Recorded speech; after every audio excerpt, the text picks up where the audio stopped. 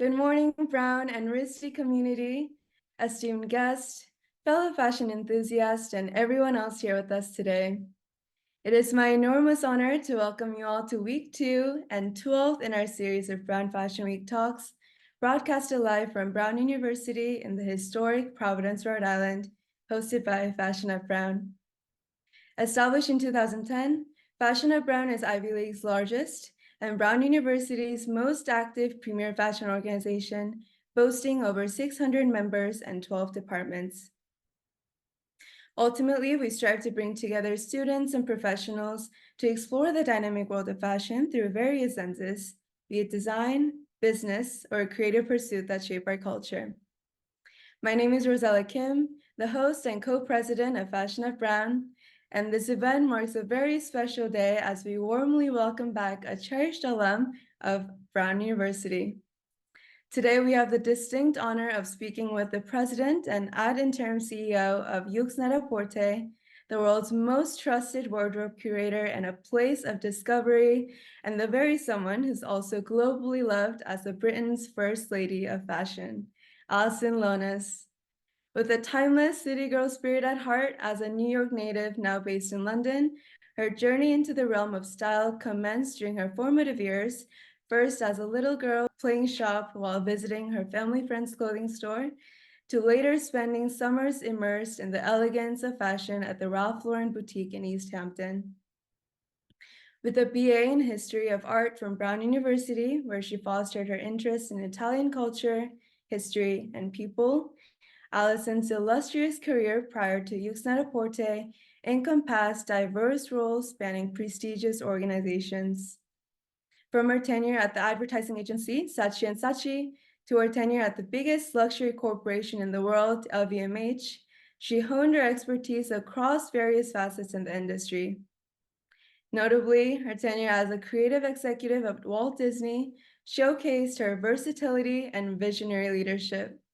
Through her range of roles from account executive, communications manager, to working a side hustle writing script covers to production companies, she states that one constant was her thread focusing on 3 things: product, brand marketing, customer. With over 3 decades of experience, Alison has orchestrated a series of majorly transformative initiatives that, to say the very least, have reshaped the landscape of online luxury retail. In 2007, Alison joined Net-a-Porter as Vice President of Sales and Marketing before soon becoming President of the site in 2011. After Net-a-Porter merged with the esteemed Italian retailer Yoox, marking a pivotal moment, solidifying its position as a global powerhouse in luxury e-commerce, Alison became the president of the group, overseeing Net-a-Porter, Mr. Porter, and Porter Magazine. Today, Yoox Net-a-Porter platforms 1.2 billion customers across its online destination, led by Alison's creative eye and sharp business instinct and steering it towards an unparalleled online experience, achieving global reach and scale. Including the launch of the Outnet and Mr. Porter, partnerships with Chanel for its first ever e-commerce venture, Dolce & Gabbana for its first retailer-dedicated capsule collection, as well as the launch of beauty business that now consists of more than 200 brands. Additionally, including the site's sportswear category, Net-a-Porter, and fine jewelry line seeing triple-digit growth, the Vanguard Mentorship Program, as well as an Asia-Pacific website, and the establishment of distribution center in Hong Kong. She also spearheaded the launch of the podcast, The Disruptor, featuring barrier-breaking women just like herself, as well as Net Sustain, a curated platform for more consciously crafted luxury, and the growing portfolio for circular services, leading the way in the industry-wide push for sustainability. In response to our transformative contributions, WWD x FN x Beauty Inc. crowned her as one of the 50 Women in Power of 2023.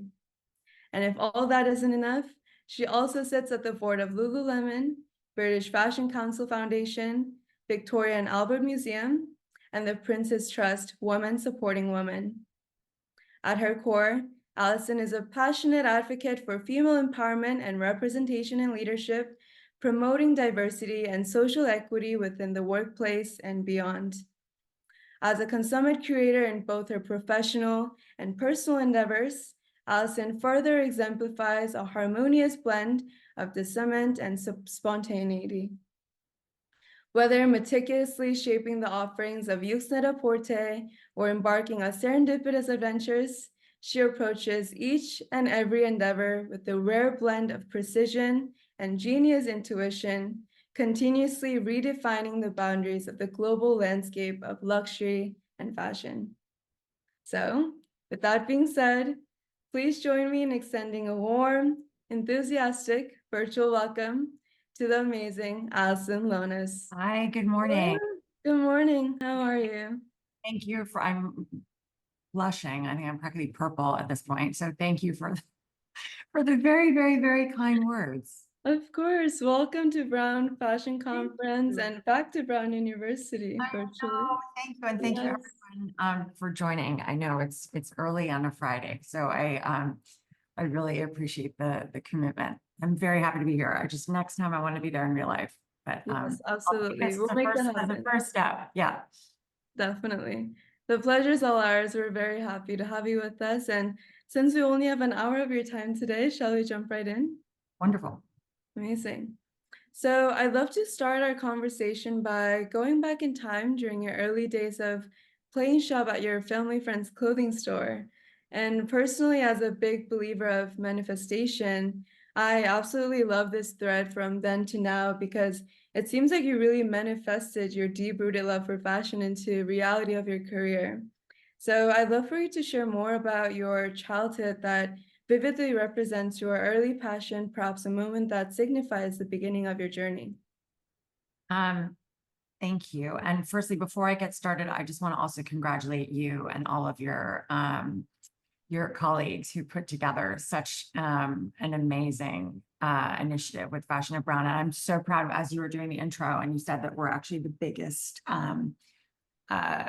initiative of its kind across the Ivy League. That made me extra proud. So, I mean, not that I need an excuse to be extra proud of all things Brown, but that made me feel really good. So listen, I think, the beauty of hindsight is one can package it as manifestation. I'd love to tell you that I manifested it, maybe with a liberal interpretation I did.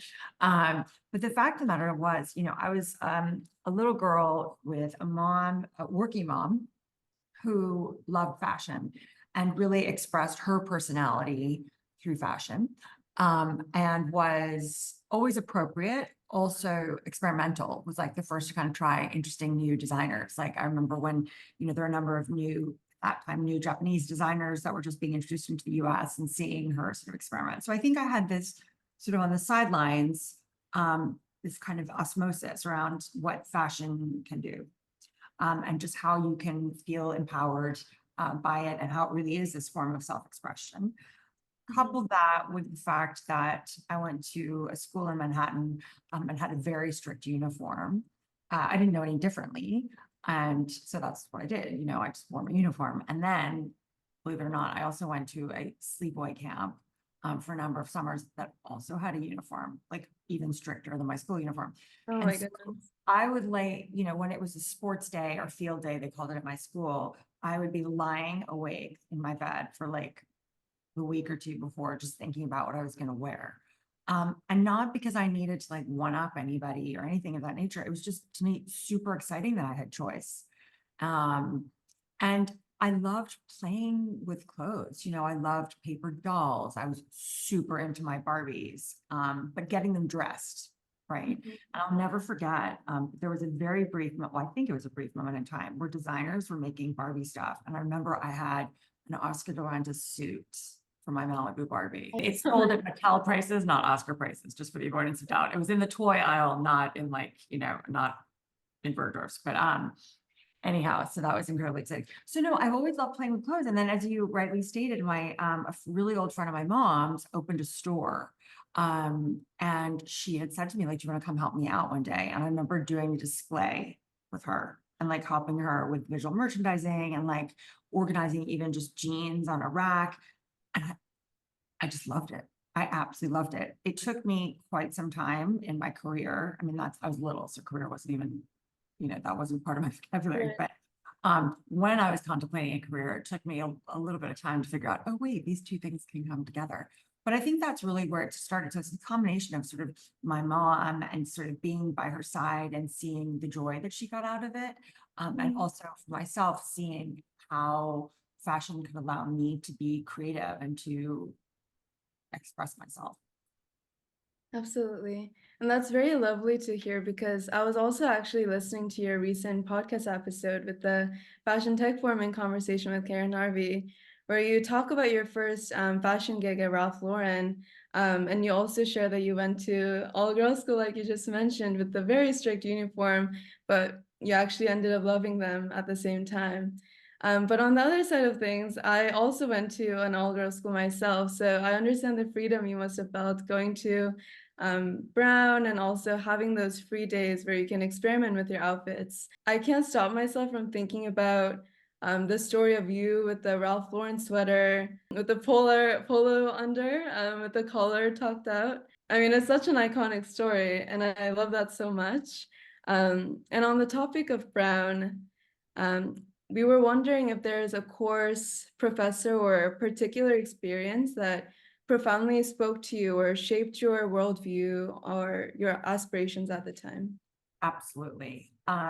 So I, in addition to loving fashion on an extracurricular level, I loved art. And I think I got this sort of curiosity in the art world through my dad.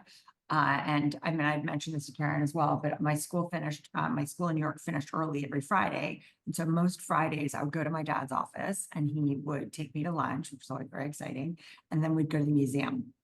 And we usually went to the Met or MoMA. Sometimes we'd mix it up and like stick in Guggenheim or Whitney, but amazing, right? These incredible institutions. Absolutely. And I became really curious about art from a very, very young age. And I think also growing up in New York City, like we would have lessons at the Met, like in the Egyptian wing, we learned about Egyptology in the Egyptian wing, right? Which was incredible. So it kind of really got under my skin.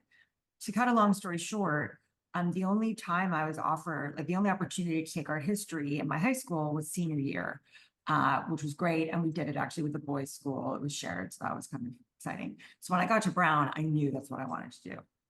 And the way I'd been taught historically, it was great. You learn about a painting, but it was very much about this painting, this year, this style. And it was pretty much rote memorization. Okay. When I got to Brown, I took my first art history course. I'll never forget. It was like number 176. And it was an introduction. It wasn't an introduction. It was about Impressionism and post-Impressionism, but in Paris. And I'll come back to why that piece is important. And it was taught by the late and amazing Kermit Champa, who was really a legend, a legendary professor at Brown with good reason. And what it taught me was really about learning contextually, which I've never been taught to learn that way before, right? Which is like, okay, here's this painting. It's a Cézanne painting, or not, that's probably not a good example. It's a Toulouse-Lautrec painting. And why is he behind the curtain? And what's going on? And why are these girls dressed like that? And what's going on in Paris at the time? And looking out of the window, why are the streets looking different? And it's taught me about Haussmannization and all these amazing things. And it gave the real sort of narrative of a period and then why that period was producing the pieces it was, which it just completely changed the way I think. That was point one, which is pretty significant. I'll never forget going to see him because he was also my advisor. And I felt, having gone to this school where I was like kind of, I wouldn't say hothouse, but it was a pretty driven environment. And so I get to university and I was like, oh my gosh, I need to do a thesis. So I went to go speak to him and I was like, what do you think about me doing a thesis? And he gave me the following advice, which was, I think, a little bit unorthodox, but I appreciated it so much, where he said, well, do you have a burning question in your head that you're like dying to answer as it pertains to art history? Like something that like you've got to figure out. Because if the answer to that isn't immediately yes, I suggest you don't do a thesis and enjoy all the courses you can. Wow. And one, I was like, wow, what a great way to look at it.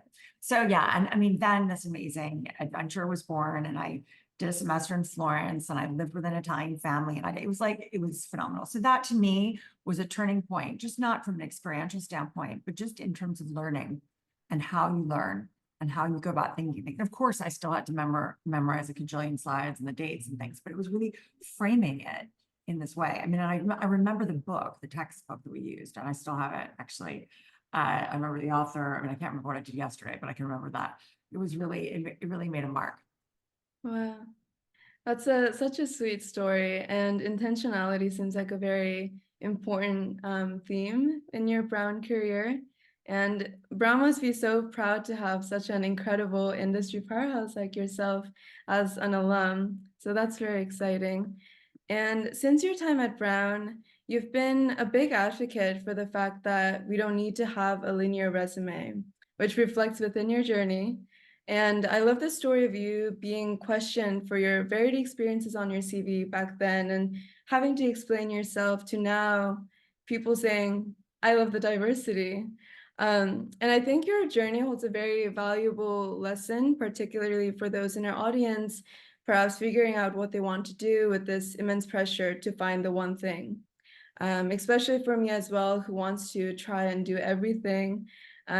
With your wide spectrum of experiences from diverse organizations, could you walk us through what the journey of trying everything looked like to you without this rear view mirror at the time? And what was a pivotal decision that you believe set the course of your career in the fashion industry?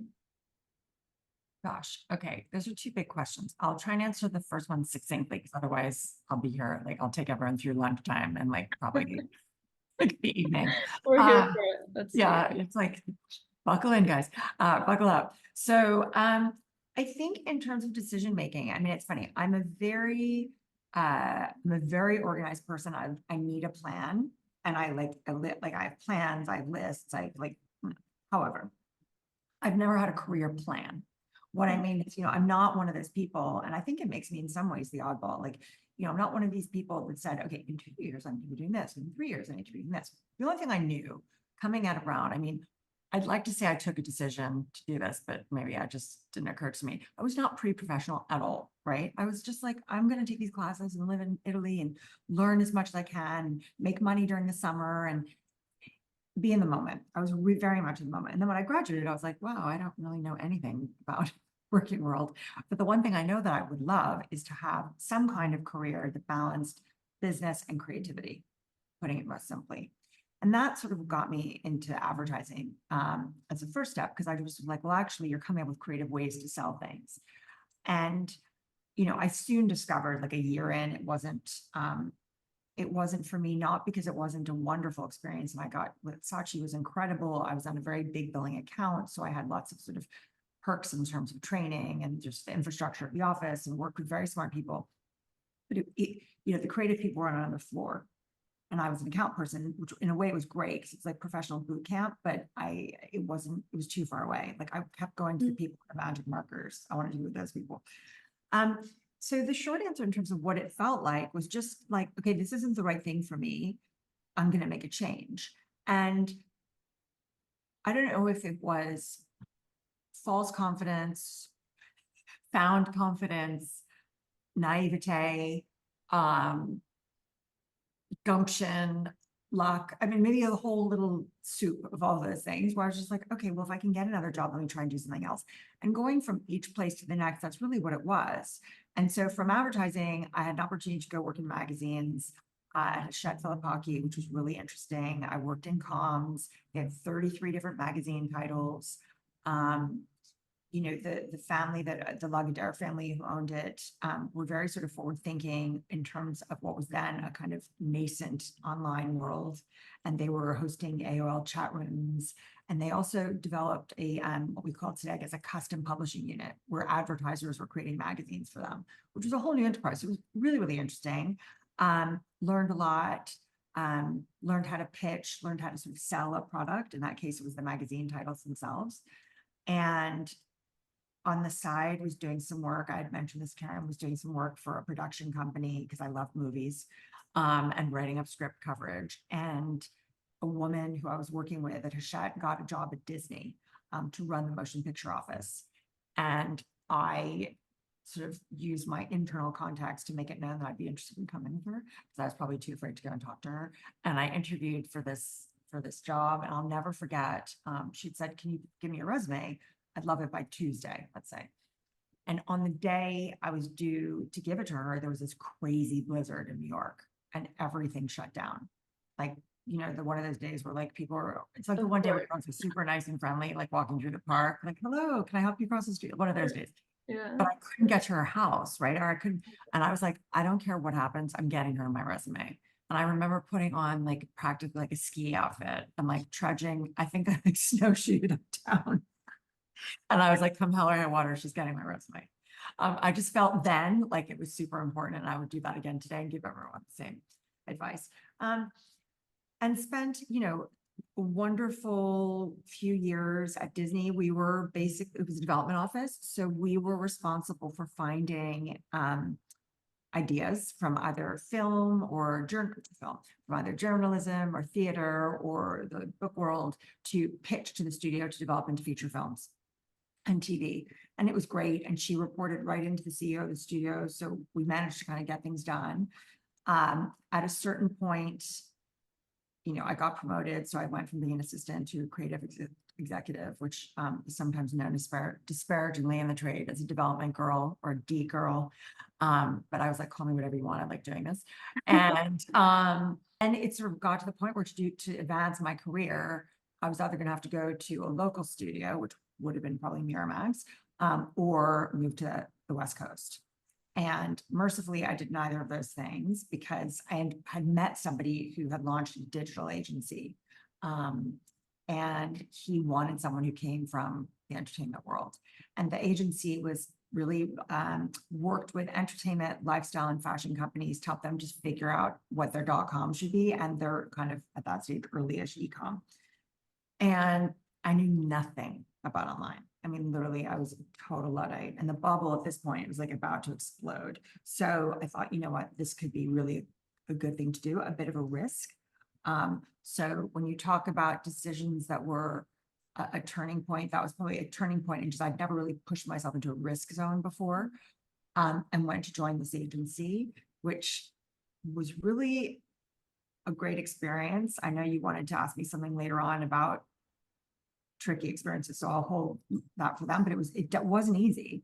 Not because it was just very new. And that job ended up taking me to London.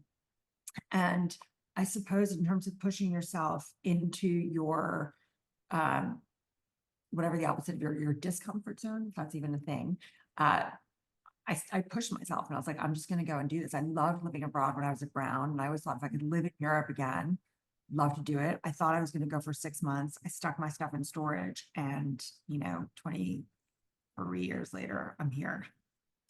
And from there, worked the agency, then decided that as much as I sort of in some ways enjoyed client service, I didn't really love it, and I wanted to work on a brand.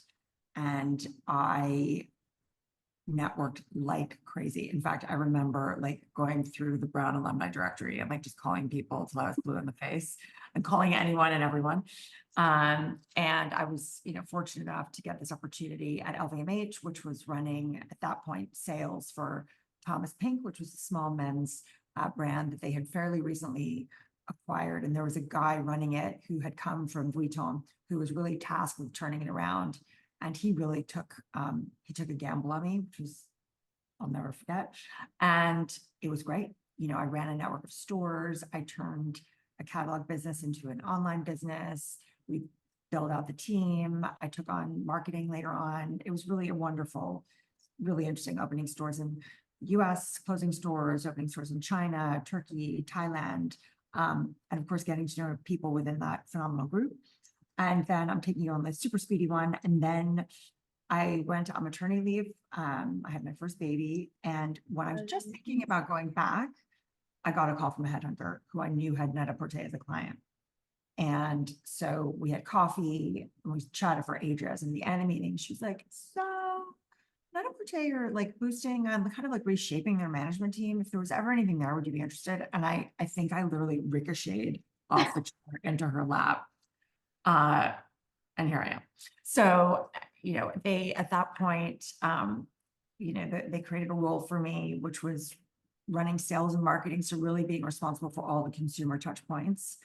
And then, as you said in your opener, a number of years after, ran all of Net-a-Porter, and then we created Mr. Porter, and then I ran Net-a-Porter and Mr. Porter. We had created the Outnet. I added the Outnet into my mix. We merged with Yoox, which was really an amazing learning experience.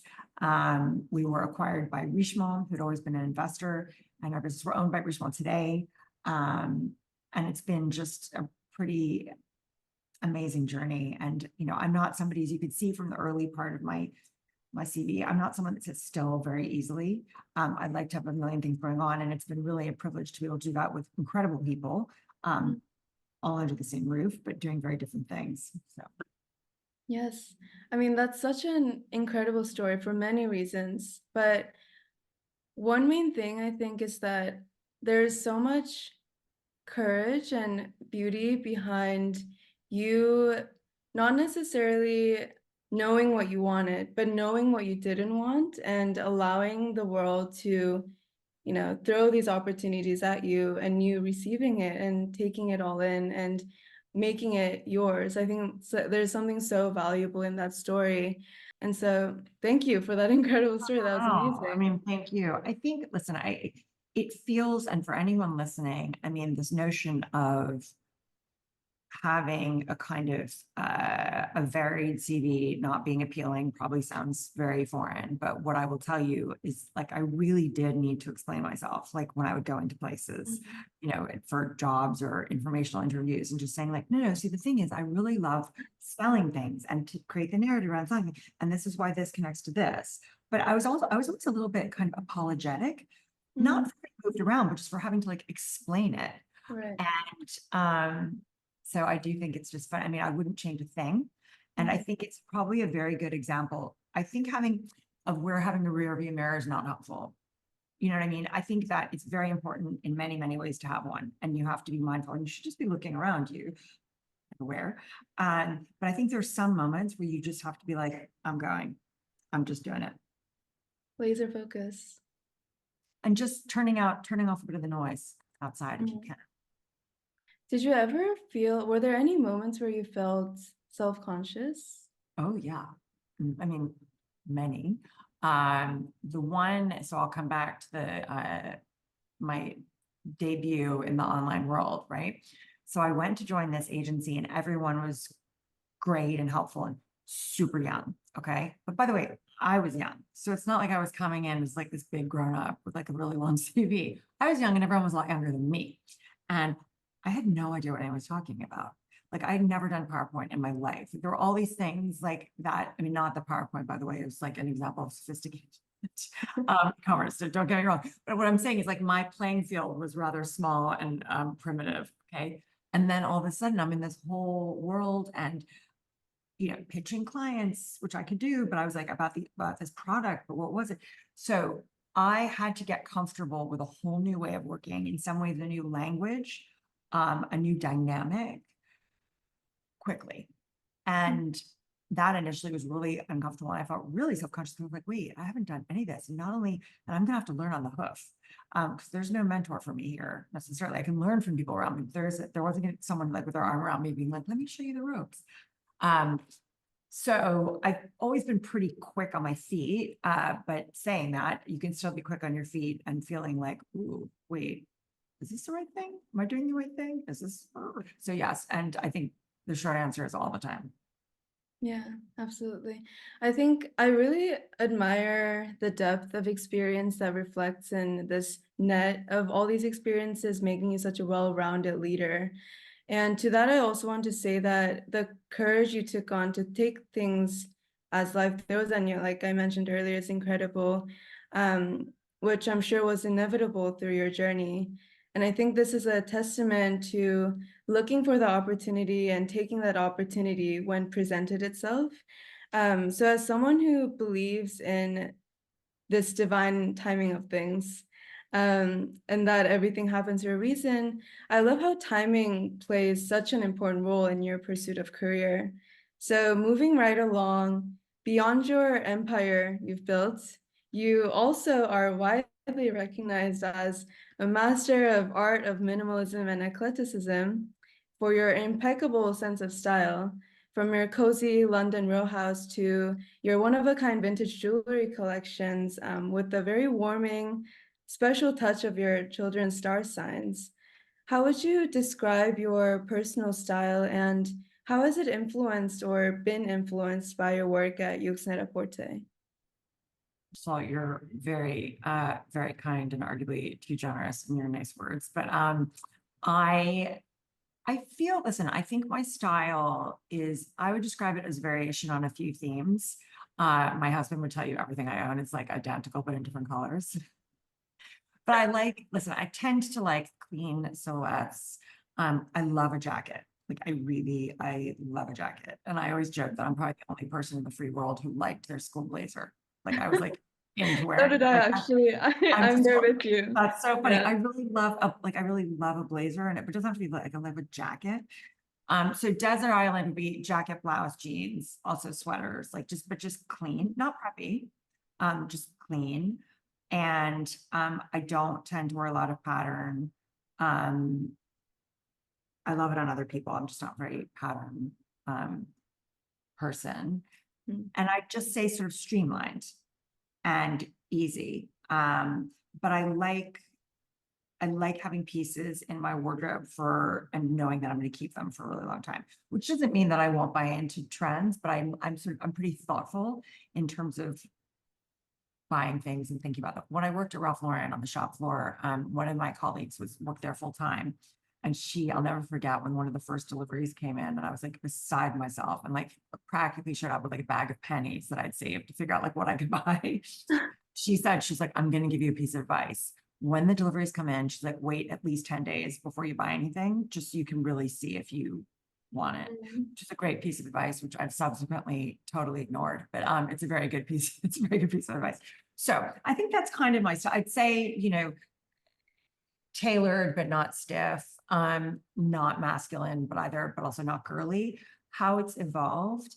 I think it's stayed pretty much on track, but I'm very open to trying different things. And I think the beauty of working, our office is like this, I wish I could just flip that camera on. It's this big open plan space, and everyone has a relationship of some kind with fashion. I mean, they're not all buying from us, but also my office is in a mall, right? So it's like everyone is, there's art downstairs. So like we're sort of surrounded by this world. And I remember one of my earlier memories of joining this business was just seeing the level of enthusiasm people had just around getting dressed in not a remotely competitive way, or no one's flaunting anything. We're just being like, oh my gosh, Rozella, that, like, I love you've done that with the scarf and the thing. And like, so I think people get ideas off each other. And I think it's fun to see, like, sometimes we all shop off each other. Men, women, it's like, oh, wait, I didn't see that sweater. Because even though I'd like to think I have an encyclopedic knowledge of the products that we sell, I certainly don't. And there's things that I miss. And I'll be like, wait, you got that from us? Oh, wait, let me. And so I think in that way, and it's wonderful to see. And then it's fascinating from a trend perspective to see, are there zeitgeist products within the office? I find that really interesting. Amazing. You spoke on this sense of immersive community of team you have in your office. And I think the serendipitous nature of your style, and both in your personal style and in your work, also reflects in your team as well. I'm curious, what core values do you believe are essential for leading a successful team in a luxury e-commerce space and beyond? So I would say, I mean, listen, I think the values that I hold dear, I think are really sort of industry agnostic. For me, leading by example is incredibly important. It's just do as I do and do as I say, and which might sound really obvious, but having worked for a long time, it's not always the case. Mhm. Also, communication. I don't think there's such a thing as over communicating. I think collective memory can be kind of, both long and short, depending on what it is you're saying. But I do think just repetition of messages and just making sure people are on board. And what I mean by that is not necessarily that everyone's going to agree. Okay. So if all of a sudden I said, okay, you know what, we're only buying things that are blue. Okay. We're never buying any other product at all for the whole set. Everything's going to be blue, heaven forbid, but everything's going to be blue. And the reason why everything's going to be blue is because the carbon footprint of things that are blue is really light. And actually the resolution is amazing despite about every device. So we're only selling blue. Now, you might work on my team and think I'm a moron. Okay. But you will know what's in my head. You'll know why. And to the extent that you want to stay working here, you'll be like, okay, I'll buy blue. I get it. Like, so I think it's just the bringing on board and sharing. That's a very silly example, but it's sort of sharing the narrative. Equally in communicating, listening. You know, I'm always curious to hear other people's opinions and ideas. I won't always agree, but I just think that opportunity for feedback is really important. Tied into that would be empowerment, really empowering the teams to work without micromanagement. I personally detest being micromanaged. So I, would never. Now, it doesn't mean that I'm not here to be helpful. And I also, listen, I can swoop into the detail with the best of them. But I really, it's a priority for me to really let the teams flourish, and if they need me, obviously I'm here to help and get my hands dirty alongside them. I also feel like a connection amongst teams is really important. I think, fashion in this, where I guess it's unique to sort of fashion or econ, it's an emotional business. And like a lot of creative industries. And I think it's really important that the teams love what they do, that they're learning, they're taking away lessons from their colleagues, from their leaders. They feel like an individual, but they also feel like they're part of something bigger. So I guess that's community associated with that. And there's also this unique thing in fashion, probably not unique to fashion, but not every industry has this, where I think there's this important calibration between head and heart. So if I think about my buyers, they're like, it's instinct. It's like, that is the blouse and that's the collection. But then we also have to be smart, like, oh, but are we buying it and how? So it's those two things coming together. And I'd say, I'd say from a leadership perspective, that really would encompass it. I think, the red thread going through all of it is that, being inclusive, you can be directive and warm at the same time. You can have high standards, but still be approachable. And for me, it's just so important making everyone who's part of this work family, as I describe it, really feel like they have this great part to play. Mm-hmm. Those are very beautifully said. I mean, even just from the planning process of this event, I got to witness such natural and dynamic flow of communication with your wonderful team. And I personally cannot agree more in that there's definitely no such thing as over communicating, especially in the digital age now. Yes, the process is expedited, but clear communication becomes even more important when we're not face to face. So I think you brought up a very important point. And on the topic of leading a team, but going a little back in time, I know your mom played a very important role as your biggest fashion influence in many ways growing up, from going shopping together to later when she inspired you to follow her steps in advertising. This leads me to wonder, how have mentors influenced your professional journey? And how do you approach mentorship within your own team, especially given such broad scope of work and areas to lead? It's super important. I mean, I feel very lucky. I've worked with some amazing people. There's probably one person in particular who I would consider a mentor, who, was my boss, who really took a chance on me, the LVMH experience I described. It's not to say that I didn't experience wonderful mentorship elsewhere, but that just in terms of someone really taking a punt on me and definitely doling out a lot of tough love, emphasis on the tough, low on but just, he's the first person I remember working for. And I subsequently felt that, but he's the first person I worked for where I felt I really want to do well, for you. I want to do well, of course, for me, I want to do well I want to do right by you. And I remember he had taught me this lesson early on that he had learned because he had made some mistake along his Vuitton journey.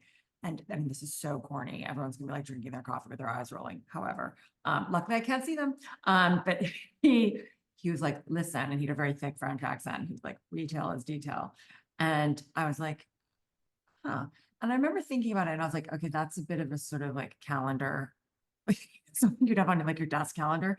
But when I really thought about it, I was like, you know what, when it comes to selling things, every single solitary detail is so important because it all comes back to a customer and like and so that, and the example I remember he had shared with me, like it really stuck with me always.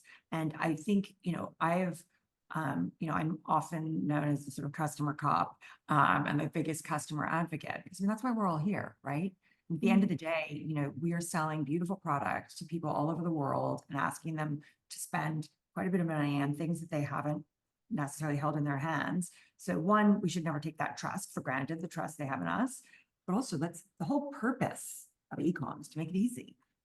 It's not to be more difficult. It's not to make things like complex. It's like, and so our mantra is just like, how do we make you as a customer, how do we make your life easier? So I think that's in terms of the mentoring and like the advice I was given. In terms of the approach here, it's something I'm very proud of on sort of behalf of the teams. We have in place a mentorship program, which is pretty broad reaching. It's totally elective. And it's a bit, we've just formalized it in the past year or so. When I say we formalized it, because it's always been kind of informal. I mean, over the years, I've had any number of people saying, can you just be my sort of informal mentor? And I know that's happening with other members of leadership in the organization. When it comes to my approach, my door is always open. And I'm always so happy when people who I don't know particularly well, like come and they introduce themselves, they want some advice, they've just joined, they want to talk about the company or the culture, or they have ideas or questions. Equally when people leave us, checking in. So it's on the one hand, the short answer is it's a priority for me. It's a pure priority for us as an organization, and it's both organized and also fluid. I love that balance you brought up of fluidity, but also being organized. I mean, your team must feel so lucky to be guided by your leadership. And adding on to what you just shared with us, I think Yoox Net-a-Porter is a great representation of that perfect formula of creating a space where, like you mentioned, head and the heart can coexist. And yes, data is key, but I do believe that at the end of the day, fashion is a gut feeling business, to your point earlier. And you seem to intuitively know the needs of your audience and who they aspire to be, highlighting the importance of leaning into your gut feelings. So I was wondering if you could share with us a significant challenge you faced while growing into your career, and touching more on the earlier points you brought up that made you realize this importance of gut feeling, or an instance where you perceived a setback that turned into a valuable growth opportunity, rather that be personal or professional. I think it was probably early on in my career. And just as I was like the last couple of years doing in the digital agency, where again, that was probably the one where I felt the most sort of uncomfortable. Luckily, I had great colleagues. So it became sort of socialized discomfort in that it was a nice place to be, but I still it took me a while to find my feet in terms of what I was doing. And I'd say it was also just not knowing what I really wanted to do. I always worked, and I went to these jobs, and there were good companies, and I was learning, and I knew what I wanted to do, but just not really being able to figure out what is it that I want to do. And it wasn't until I got to the experience at LVMH at Pink that I was like, oh my gosh, this is what I love to do. I love being in a store, and I love this idea of looking at branding, and I'm looking at the customer experience and sitting in product development. I mean, this is the thing that gets me out of bed in the morning. And it took me a while. And so I'd say it was that sense of, I was never wholly sort of sated, in terms of I wasn't bored, but I wasn't, I guess, as engaged as I wanted to be, because I tend to go all in.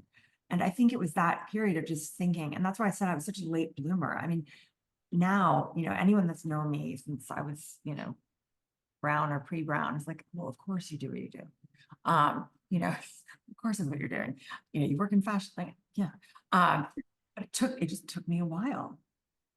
And I think it was that thing, but then again, and of course there were days that I was like, oh gosh, am I ever gonna find my thing? And I would see friends that had been like at a place for a while, or they were jumping in the same industry, but from firm to firm and like really getting great satisfaction. And I guess I just never, it took me a while to hit it. And I think that was probably just a low level frustration for a while. I mean, then to now, it's such a beautiful silver lining story. I think it's also this resilience and the forward-thinking approach that makes Yoox Net-a-Porter the top in the business. And with the ability to not only adapt, but embrace the need for change. I also want to take this opportunity to highlight one of your initiatives of launching the company's first care and repair service, which really resonates with our sustainability mission at Fashion at Brown as well. And through these initiatives, it's evident that despite the company's long history over 2 decades, the entrepreneurial spirit stays young with Yoox Net-a-Porter. And it feels like an ongoing conversation between industry and the needs of the audience, and going beyond just simply providing a solution. And it really highlights the brand's customer-centric focus and sets new standards for everyone in the industry.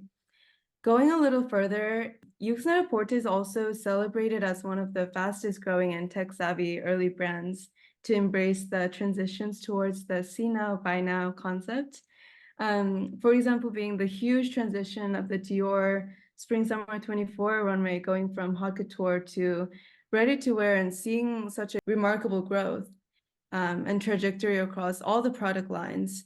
With this increasing consumer engagement with the shows, what are some defining factors now when partnering with new emerging brands? I'd say, see now, buy now, it's like, it's been tossed around for so long and it has such merit. Some of these kind of hot topics become a little bit zeitgeisty and kind of run out of steam after a while. But it's really important. I mean, and if you think about it at its most basic, it's offering customers something to buy that they can actually use at the moment, right? And so we've worked with a number of brands and designers to pilot programs, capsules, etc. The industry still has a way to go.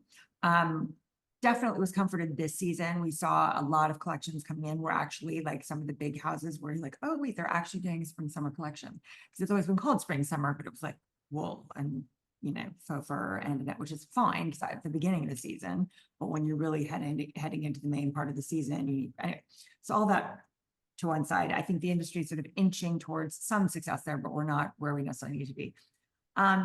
If the question is sort of how do we go about selecting a brand, how do we decide who to partner with, it comes down to a few things. I think one, we talk about that heart moment. It's rarely like a head moment at first. It's that, ooh, yeah, they're doing something different.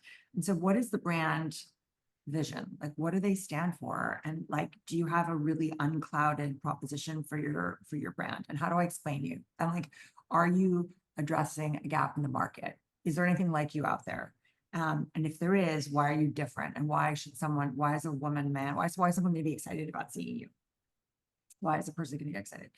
I think the second is just also, how do you do your business? So from a sustainability standpoint, a craftsmanship standpoint, ethically, how are you going into production? Really incredibly important.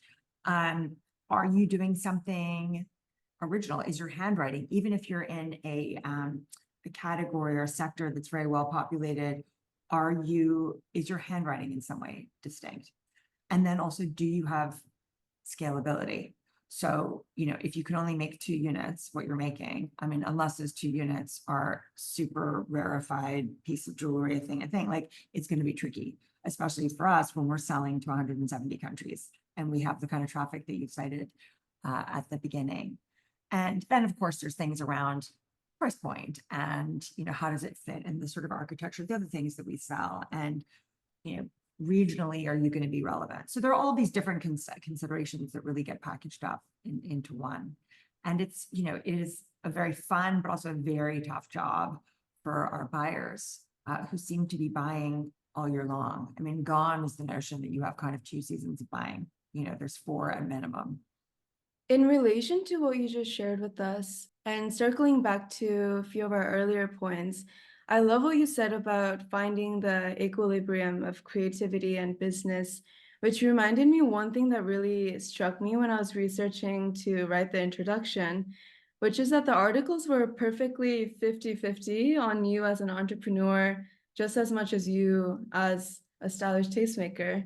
And even just from our conversation so far, balance seems like a very big overarching theme in your life, like we mentioned earlier, which is evident not only within your career journey between commerciality and creativity, but also partnering with brands in storytelling to create this narrative around every single piece. That's, a moment of discovery in itself. But on the other end of things, there's also a balance with your personal life between your head and the heart. It's incredibly beautiful that you prioritize your me time and your family time as a mother of 2, and going on morning runs down the river and also exploring new exhibitions around art galleries. This made me curious in managing the demands of a high-profile career with you're running around the clock business. I have 2 questions. I can separate them. One being, what does success and happiness mean to you then versus now? Balance. Mm-hmm. Balance. And listen, do not get me wrong. I don't always have it. So that's the other thing. That's the aspiration, and that's what gives me, keeps my shoulders down. And I'll come on to what I mean by balance, but it's not always that, there's sometimes when the pendulum swings, for sure.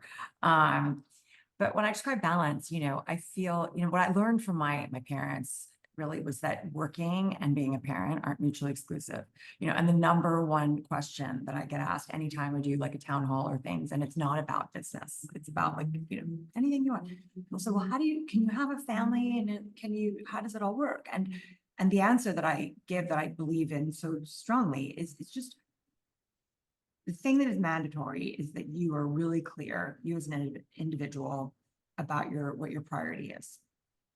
And it's not for anyone to judge you or to have a point of view. It's your priority. So if you know that actually your family is your priority, you make decisions around that. Now, you won't get it. Everyone has to make sacrifices and compromises. And ditto the other way. If someone is actually, it's all about my career, that comes number one. But I think it's just knowing that. And when you know that for yourself, and you don't have to wear a t-shirt spelling it out, but when you know it for yourself, it just becomes a touchstone and it answers all your questions.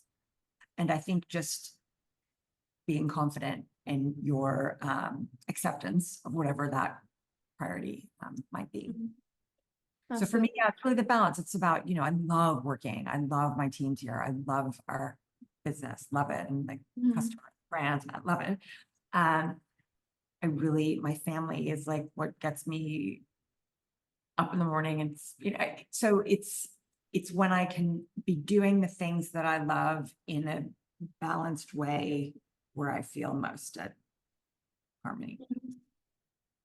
That perfectly leads us into the next question, which is, how do you cultivate resilience and find this set balance within your personal and professional life to ensure fulfillment in both areas? Wow. Okay. I just say it requires some discipline, being able to say yes and being able to say no. Being nimble, I think embracing change, being curious, brave, rising to challenges, seeing challenges as an opportunity for learning, and the thing I believe hugely is that if you want something, just being unrelenting in your determination. And I've said this before, but I feel don't spend, and this is perhaps the rear view or the side view. Don't spend your time trying to think about why you're not right for a job, or that you're not right for a certain experience, or you're not right for a certain situation. If you want it, go for it. If you're not right, it won't happen, or someone will be kind enough to tell you why it's not right. Let someone else worry about that. You just worry about getting to where you want to go. I love that so much. And you bring up a very important point that is often forgotten about, which is, at the end of the day, it's all about enjoying ourselves. And living the life that, we can be happy in. And I'm sure that everyone in the audience today can benefit from this reminder, both as an industry professional or students in the stretch season of midterms. We just have one last question. Do you have any advice for aspiring leaders? I think it's what I just shared in terms of just go for it. And I know, listen, I appreciate, I'm saying this in sort of a vacuum. So of course there are considerations to make, like you need to get a job, you need to make money. So it's like, sometimes you're going to have to take a job that you may not be that excited about. It's okay. Like, and I'd say also your first job, everyone's like, oh my God, what's your first job? Like, I know very few people. In fact, I think I know no one whose job today is their first job. So of any vintage, like, I don't know. So, okay, so maybe there's someone out there talking about the app. So it's important. Make sure you're going to be able to learn, but I just think you could tell your own narrative, and your narrative can be whatever you want it to be, as long as it's based on reality and not fiction. So I think it's just really important, and be curious. And I think about, all the people who were so generous to me in terms of opening their door or answering a phone, and don't be shy, and for me, that's why my door is always open. I'm always so happy to talk to people, because people, one, I enjoy it. And also I feel it's the least I can do, because people have always been very generous with their time with me. And the other thing I would say to this audience is I'm actually just super excited for you. I was so excited for you that you're at Brown or you're at RISD in the best place, best city. I was there. I was there in October, having not been for a very long time. And as I told Rozella the other day, I got very emotional because it was just the most phenomenal experience. So I think that you're in the best place, but you're also in a place that people are so curious about, people who've gone to Brown and gone to RISD, and because we do things a little bit differently. So mop it up. Yes, thank you. And on the topic of your generosity of time, you've been so generous with your time today. So thank you so much. That was, beautiful words to conclude our conversation today. After speaking with you, I'm very confident now that there will indeed be a woman president someday. So we'll wait for that very day to come. But Alison, thank you so much for your sharing your insights. Thank you, and congratulations. And I hope everyone's got a great day. And next time I'm coming to you live, if I'm invited. In person. All right. And before we log off really quickly, I just want to thank everyone in the audience as well for joining us this morning, especially from RISD and Brown. And hope to see you all again at our next and last event tonight with Betsy Pierce. So thank you everyone once again, and thank you, Alison. Thank you. Thank you, everyone. Have a great day. You as well. Bye for now. Bye. Bye.